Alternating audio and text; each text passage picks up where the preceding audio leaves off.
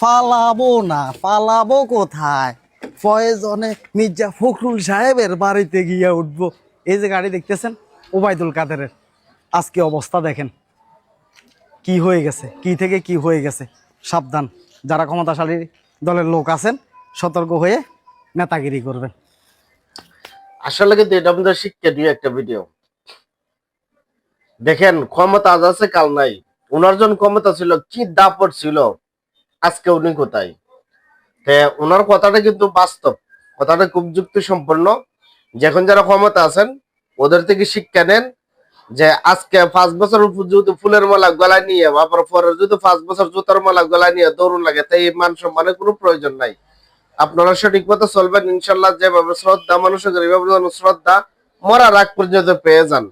যেমন আপনারা একটু দেখেন, শহীদ উসমান বিন হাদি ভাই, উনি কিন্তু কোনো বড় রাজনৈতিক নেতা ছিল না, কিচ্ছু না, বড় সম্ভ্রান্ত পরিবারের ছিল তাও না।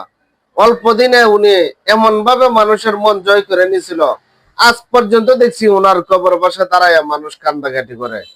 ওইভাবে জীবনটাকে তৈরি করেন, যাতে মরার পরও মানুষে আপনাদেরকে স্মরণ রাখে। আল্লাহ তাআলা সবাইকে সঠিক পথে চলার তৌফিক দান করুক। ভিডিওটি শেয়ার দিবেন।